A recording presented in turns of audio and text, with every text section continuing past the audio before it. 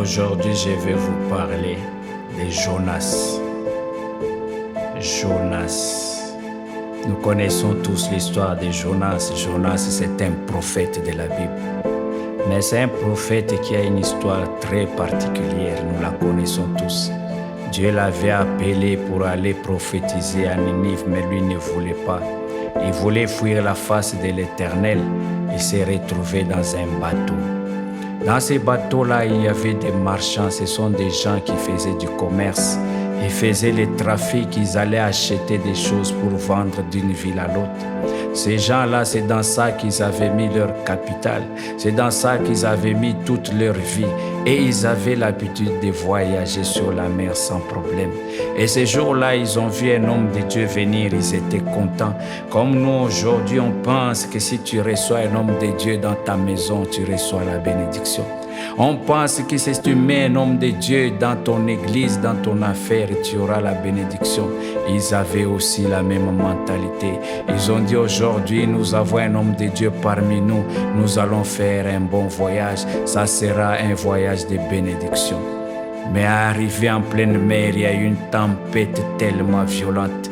La tempête était tellement violente que ces gens ont commencé à jeter à la mer toutes leurs marchandises.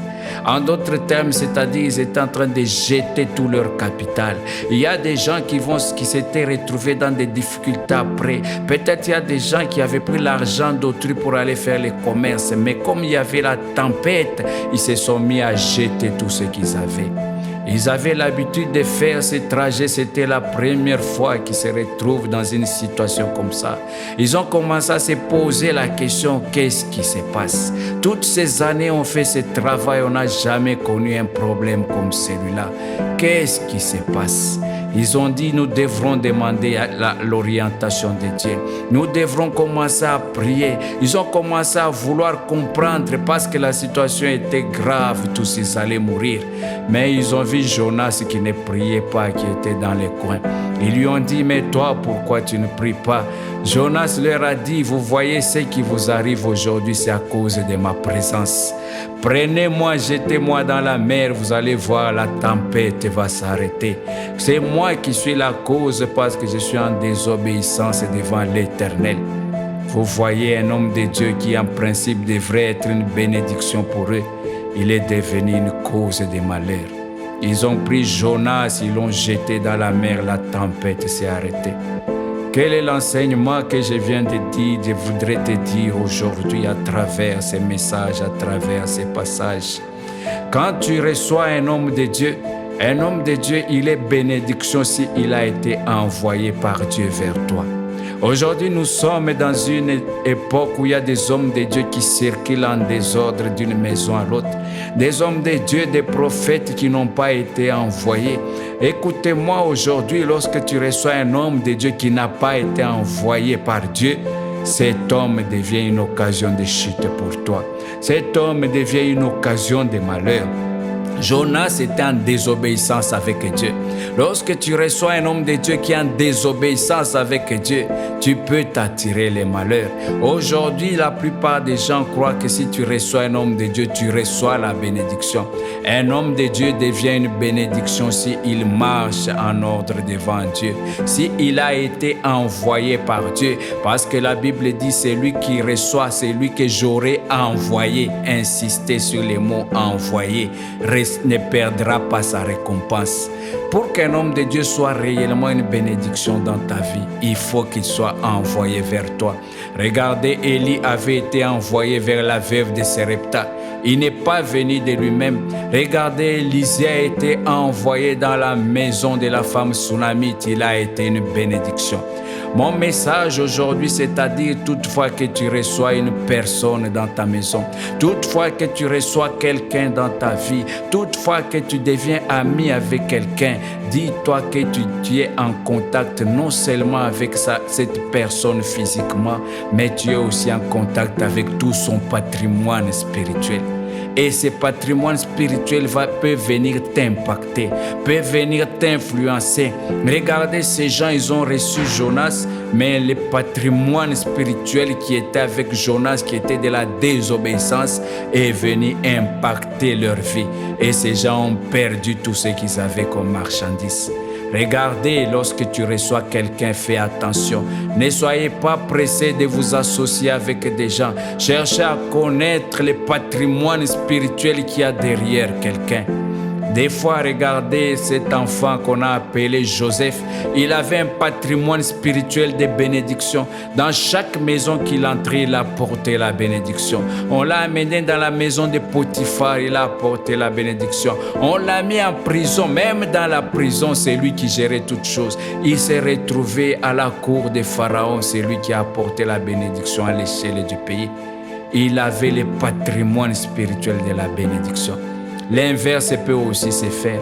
Tu reçois quelqu'un de la famille, qui reçoit quelqu'un qui vient du village, tu mets dans la maison, mais sans demander l'orientation de Dieu, sans demander quel est le patrimoine spirituel qu'il y a derrière cette personne.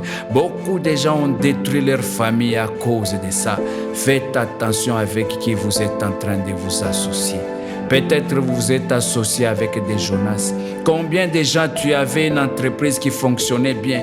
Du moment que tu as pris telle personne, tu as associé, tout s'est écroulé. Quel est le patrimoine spirituel que les gens ont? Ne soyez pas des gens qui s'associent facilement avec des amis. La Bible dit, celui qui a beaucoup d'amis les a pour sa perte. Soyez très regardants avec qui vous vous associez. Soyez très sélectifs. Demandez l'orientation de Dieu avant de vous engager avec qui que ce soit. Avant de vous engager dans n'importe quelle association. Parce qu'il y a des Jonas. Il peut être serviteur de Dieu, mais il est dans la désobéissance. La malédiction qu'il porte va t'attraper. Voilà pourquoi il faudra être très sélectif.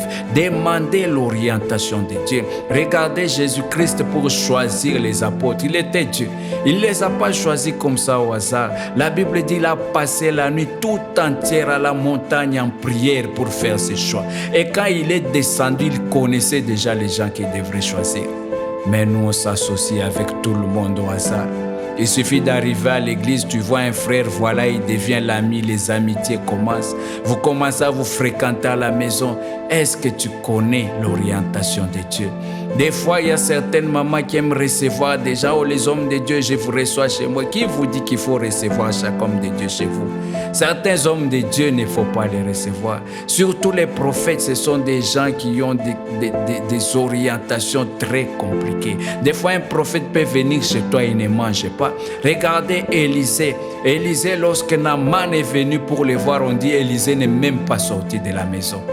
Il faut arriver dans cette dimension hautement prophétique. Aujourd'hui, certains hommes de Dieu ont dévalorisé même l'évangile. Ils sont en train d'aller de maison à maison. Surtout si c'est que dans une maison, il y a un peu d'argent, il y a un peu de matériel. C'est là où il va s'accrocher.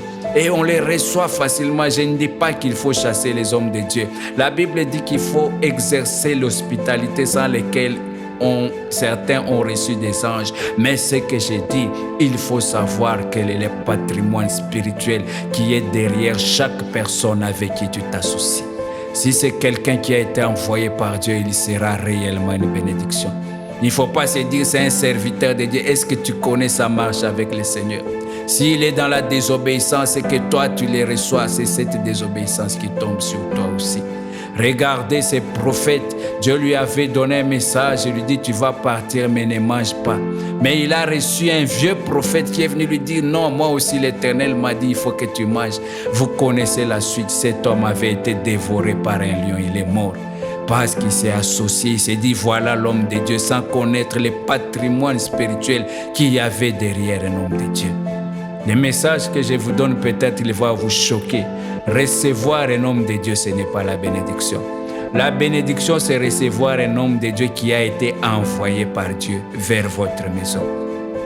La bénédiction, c'est recevoir quelqu'un comme Joseph qui porte un patrimoine de bénédiction. La Bible dit, celui qui reçoit un prophète en qualité de prophète. Qualité de prophète, ça veut dire envoyé de Dieu.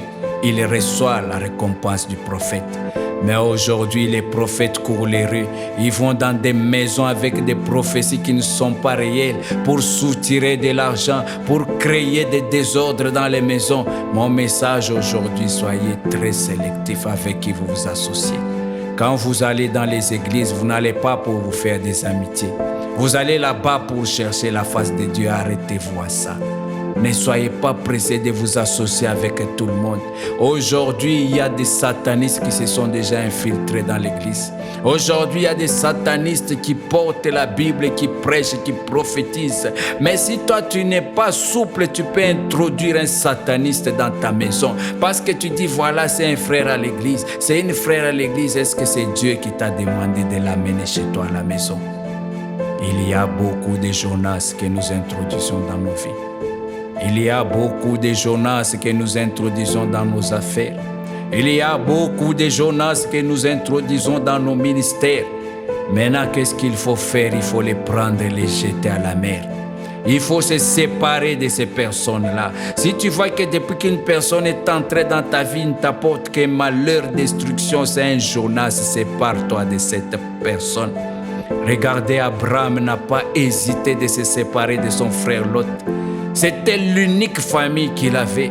Il lui a dit, si toi tu vas à droite, moi je vais aller à gauche. C'est parce qu'il a remarqué que la présence de cet homme créait des problèmes. Il a commencé à avoir des bagarres entre les serviteurs. Il a dit, non, on ne doit pas se quereller, qu'on se sépare.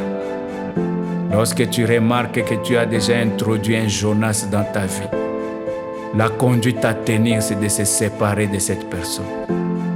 La conduite à tenir, c'est de se séparer de cette personne. Même si c'est un serviteur de Dieu, ouais. Mais s'il n'a pas été envoyé par Dieu, il ne sera pas une bénédiction pour toi. Je vous ai parlé de l'exemple de Joseph. Joseph plus tard a dit lui-même que c'est Dieu qui m'a envoyé en Égypte. Voilà pourquoi il est parti avec la bénédiction. Faites attention. Certains hommes de Dieu vont venir et vous dire, le Seigneur m'a envoyé, il faut que je reste chez toi. Non, c'est pas comme ça que ça fonctionne. Quelqu'un vient prendre le temps de demander l'orientation de Dieu. Est-ce que je dois recevoir cette personne ou pas? Est-ce que je dois m'associer avec cette personne ou pas? Est-ce que je dois m'associer dans les ministères avec cette personne ou pas? Beaucoup de gens ont vu leur ministère détruit parce qu'ils se sont associés. Tu vois qu'il a une grâce, il chante bien, il fait une bonne modération. Est-ce que c'est Dieu qui t'a demandé de les prendre dans les ministères? Est-ce que c'est Dieu qui t'a demandé de les prendre, de lui donner la chair? Peut-être c'est réellement un vrai serviteur de Dieu, mais qui est dans la désobéissance. C'est un Jonas, il va vous apporter le malheur. Mon message aujourd'hui, c'est un avertissement. La Bible dit, les enfants des ténèbres sont plus sages que les enfants des lumières. Des fois, on se laisse avoir parce qu'on manque de sagesse et d'intelligence. Il a dit, soyez prudents comme les serpents. Les serpents ne s'associent pas facilement. Lorsqu'un serpent sort, il suffit que tu bouges à la minute, il est déjà parti. Aujourd'hui, la prudence n'existe pas. Aujourd'hui, on a de la légèreté. Homme de Dieu, on mange partout en désordre. Est-ce que tu as demandé l'orientation spirituelle? Est-ce que tu as demandé le patrimoine spirituel de la maison où tu entres, où tu es en train de manger? Est-ce que c'est Dieu qui t'a demandé de passer une nuit dans cette maison? Il y a beaucoup de Jonas. Je suis en train de dire ce message et c'est qu'il va toucher beaucoup de gens. Parce que vos vies ont été détruites à cause des gens que vous-même vous avez approchés. Peut-être toi tu aimes tellement les gens, tu aimes tellement accueillir, c'est bien. Mais j'insiste, demande le patrimoine spirituel avant de t'engager avec qui que ce soit. Beaucoup de gens ont vu des mariages détruits. Beaucoup de femmes ont vu, on a détourné leur mari par les gens qu'ils avaient reçus dans leur maison. Beaucoup de Jonas sont là dans nos familles. Beaucoup de Jonas sont dans nos églises. Mon message aujourd'hui, il faudra que Dieu te donne l'intelligence.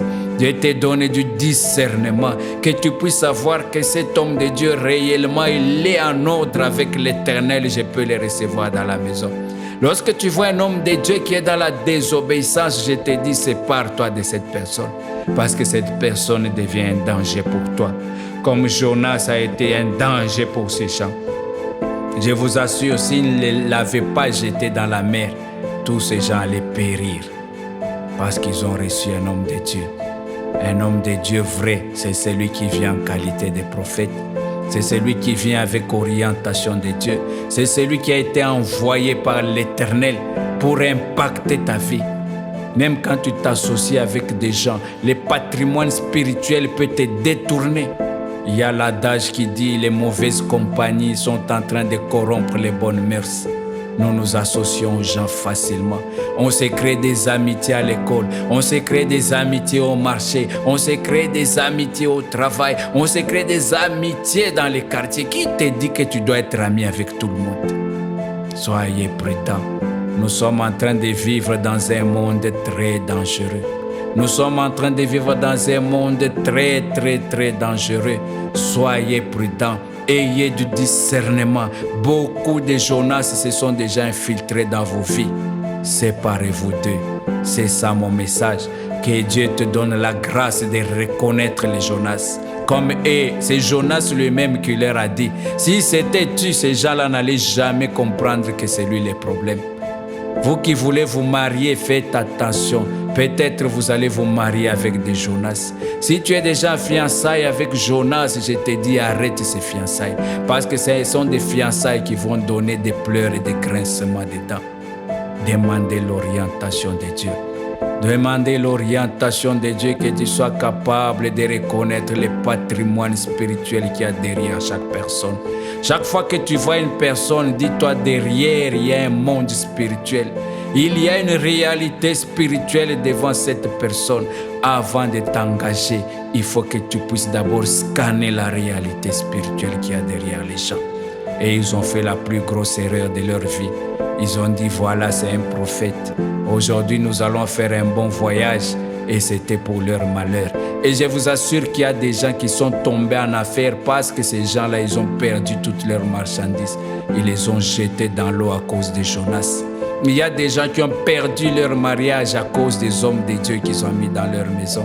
Il y a des gens qui ont perdu leur bénédiction, leur richesse à cause des hommes de Dieu. Soyez prudents. Soyez prudents. Je ne dis pas qu'il ne faut pas recevoir les hommes de Dieu. Recevez les hommes de Dieu que Dieu a envoyés lui-même. Mais toute personne qui vient d'elle-même, toute personne qui s'envoie elle-même, ne les recevez pas. Soyez prudents. Soyez prudents. C'est un message d'avertissement au nom de Jésus-Christ. Soyez bénis. Amen.